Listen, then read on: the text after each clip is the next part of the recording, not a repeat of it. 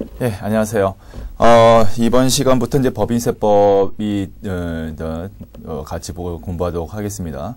법인세법은 이제 여러분들 다 아시다시피 악명이 높죠. 워낙에 어렵다고 되는 파트인데 여러분들이 이 법인세법은 이건 이론 시험도 이게 만만치 않지만은 실무 파트에서도 법인세 조정이 있죠.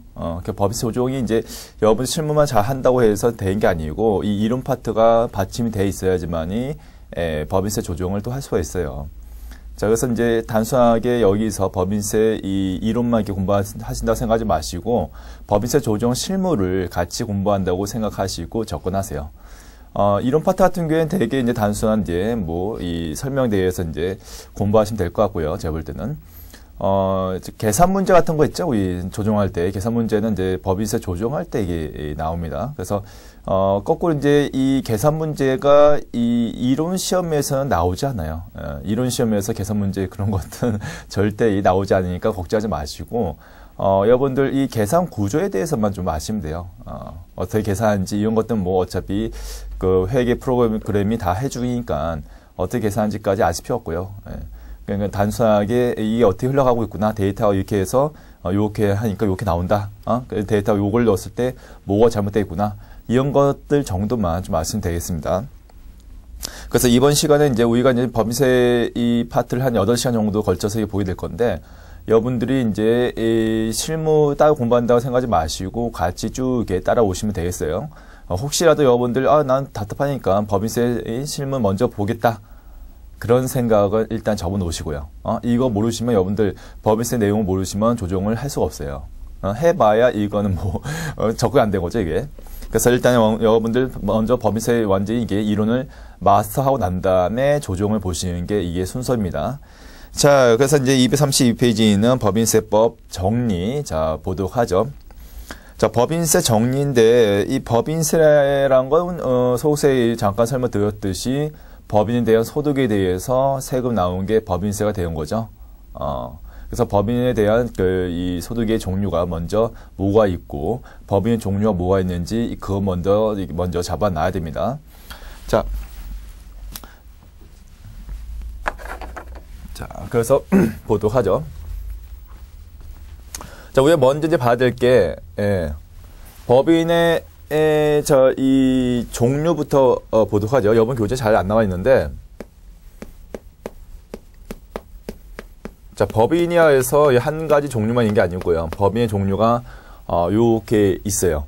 그래서 이제 어떻게 되고 있냐면 첫 번째, 자, 영리성의 유무에 따라서, 자, 영리성이 있다 없다. 영리성이 있는 게 바로 영리법인.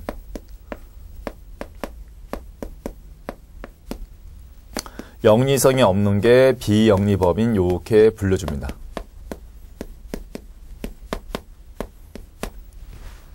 자, 그래서 이제 이 법인을 맨 처음에 설립했을 때 법인의 목적이 뭐냐? 돈 벌기 위해서 법인 설립했는지, 아니면 단순하게 좋은 일을 하기 위해서 법인 설립했는지, 거기에 따라서 이렇게 두 가지 종류로 나눠진다 얘기죠. 그래서 예를 들어서 여러분들 많이 알고 계시는 이제 주식회사 같은 거, 자, 이런 것들이 영리법인이 있어요. 영리법인이 됩니다. 주식회사 된다든지, 합명회사, 합자회사, 유한회사, 이런 산법상의 회사들이 영리법인이 되고 있어요. 자, 영리법인의 가장 큰 특징이 뭐냐면, 자기가 벌어들이는 소득에 대해서, 출자자한테 배분해 줄 수가 있어요. 비영리법인은 이게 안 돼요. 그래서 비영리법인이 뭐가 있냐면, 여러분들이 다녔던 학교들, 사회학교 같은 거, 공립학교 같은 경우는 이제 국가기관이니까 그건 법인의 입장에서 약간 벗어나고 있고, 사회학교 같은 거, 그런 학교 같은 경우에는 이제 이게 비영리법인의 하나, 종류인 사단에 속하죠. 사단이다. 또 뭐가 있어요? 장학재단 같은 그런 재단들. 자, 이런 것들이 비영리법인에 속합니다. 자, 그 다음에 두 번째. 자, 본점 또는 주사무소. 본점, 주사무소가 어디 있냐? 소재지에 따라서 대한민국에 있는지 아니면 해외에 있는지 본점이 또는 주사무소가 본점은 이제 이 영리법인의 입장이에요. 영리법인 입장에서 본전, 지점 이렇게 얘기하죠. 비영리법인은 주사무소, 분사무소 이렇게 불러줍니다. 자, 이런 것들이 국내에 있으면 이걸 우리가 내국법인. 자, 내국법인에 불러주죠. 내국법인. 자, 이런 것들이 해외에 있으면은 외국법인 되겠죠, 뭐. 외국법인. 자, 이렇게 해서 이 두 가지로 구분되어야 되는 거죠. 자, 그래서 이런 것들 조합해야 된다면 두 가지 조합해서 네 가지 종류의 법이 나옵니다. 이제 좀 이따 이제 그건 말씀드리도록 하고요.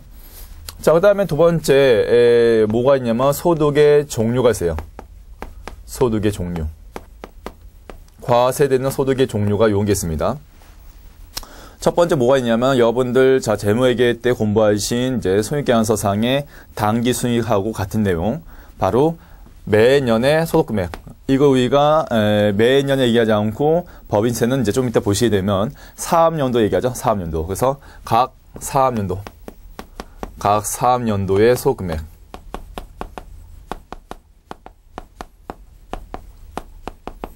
자, 여기에 대해서 당연히 법인세가 나오겠죠. 자, 두 번째 청산할 때 청산소득이 있죠. 털고 난 다음에 남는 게 있다는 얘기죠. 기업을 청산하기 위해서 갖고 있는 자산을 털었더니 출자금 반환해주고 남는 게 있더라. 이거에 대해서도 과세하겠다. 그래서 청산소득에 대해서도 납세 의무가 존재합니다. 자, 세 번째.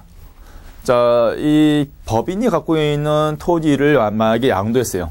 양도했으면 양도 차익이 여기 잡혀요. 이제 가산도 소득금액이 잡히는데, 그래서 일단 가산도 소득금액에 대해서 법인세 나오긴 해요. 근데 그게 너무 낮다, 이게.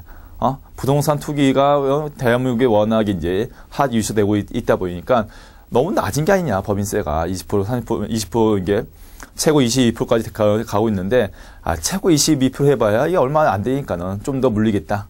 해서 일단 토지 양도할 때 가산도 소득에 대해서 한번 세금을 법인세 한번 물리고 또 한 번 더, 다시 한 번 더 이렇게 세금 더 물립니다. 토지 등 양도소득에 얘기해서 별도로 한 번 더 세금을 부과해요. 그게 바로 토지 등의 양도소득에 대해서 이제 별도 이제 세금 부과한 게 또 있습니다. 자, 그래서 이제 우리가 이제 여러분 교재에 있는 내용이 드디어 나옵니다. 이제 뭐가 나오냐면, 자, 법인세의 납세의무 나오죠? 법인세의 납세의무.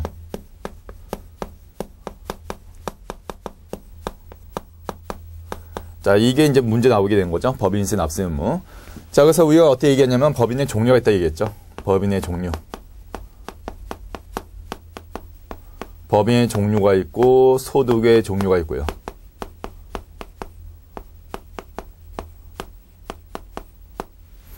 자, 법인의 종류에 대해서는 이제 이 네 가지 있다 얘기했습니다. 네 가지. 자, 뭐가 있냐면 첫 번째 영리선 띠는 국내에 본점이 있는 법인. 이게 영리내국법인이죠. 영리내국법인. 자, 영리선 띠지 않지만은 주사무소가 국내에 있는 법인. 이게 비영리내국법인.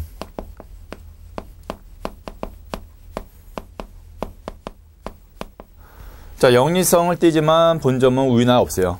이게 바로 영리외국법이죠. 영리외국법인.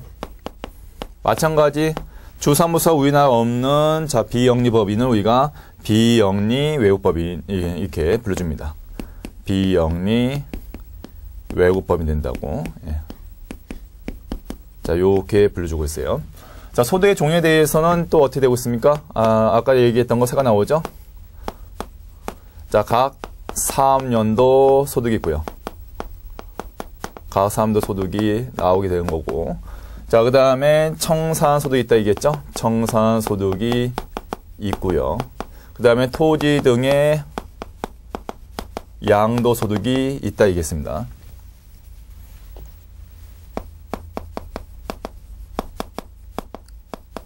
자, 요렇게 이제 세 가지 종류가 있습니다.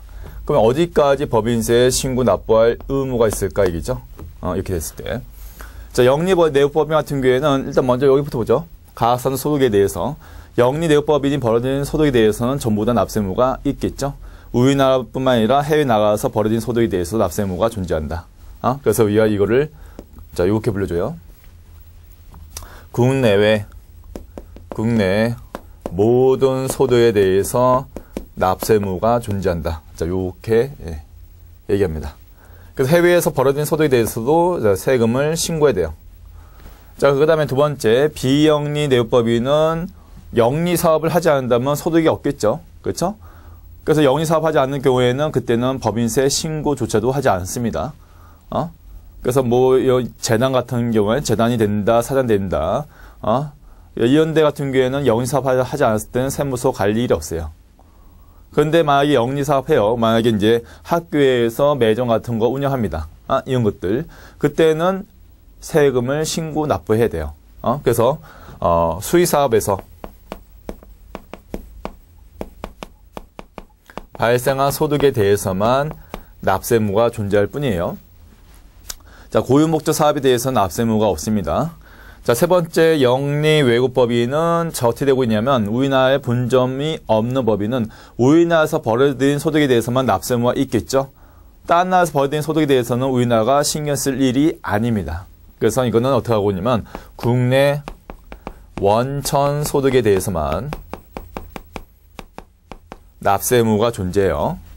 자, 그 다음에 네 번째, 비영리 외국법인은 두 가지 조합이죠.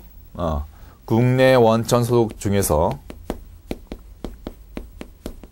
자, 수익 사업 소득에 대해서만 자, 납세무가 존재합니다. 그렇죠? 자, 그래서 이제 이런 케이스가 뭐가 있냐면 비영리 외국법인 같은 경우에 유니세프 같은 거 그런 것들 한 가지 예가 될 수 있겠죠.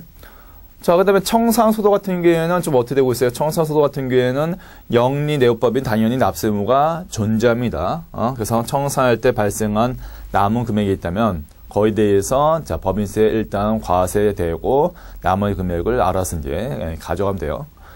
자, 비영리 내역법인 같은 경우에는 청산이라는 거를 하지 않죠. 학교 청산하면 안 되겠죠. 그렇죠? 학교 청산하면 안 되고 학교를 만약에 청산했어요. 어떤 독재가가 학교에 한 개 설립했다, 했다가 이제 청산한다. 그러면은 국가가 그걸 가져갑니다. 학교를 계속 유지하기 위해서. 그렇죠? 청산한 게 비영리 법인은 존재하지 않습니다. 청산소득이 발생하지 않겠죠. 자, 외국 법인 같은 경우에도 청산하게 되면 지나라 사정이지 우리나라 사정이 아니죠. 없다는 얘기죠. 비영리 외국 법인 역시 없겠죠. 근데 그 토지 등의 양도소득, 가산소득 금액에 포함되고 있는 토지 등의 양도소득에 대해서는 전부 다 납세무가 다 존재합니다. 자, 그 다음에 여러분 또 주의할 게 뭐가 있냐면 이런 게 있어 이제. 자, 국가, 지방, 자치단체 같은 경우에 자, 얘네들은 이제 우리가 소위 얘기하는 국가 등 이게 불러주면 돼요. 국가 등. 얘네들은 이제 과세 주체죠, 얘네들은. 과세 주체가 되므로 법인세 신고 납부할 필요가 있을까요? 법인세 신고 납부해봐야 자기가 가져가게 된 거죠.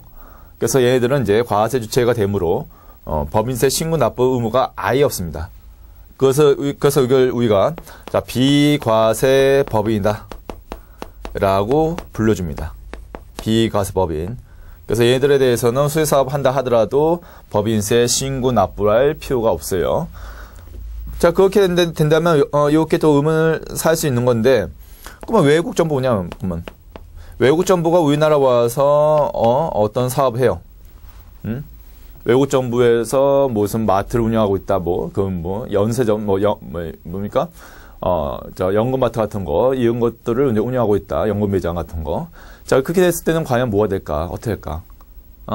외국 정부, 우리나라 주한미국 같은 거. 자, 얘들이 하고 있는 사업에 대해서는 법인세 신고 의무가 있을까요?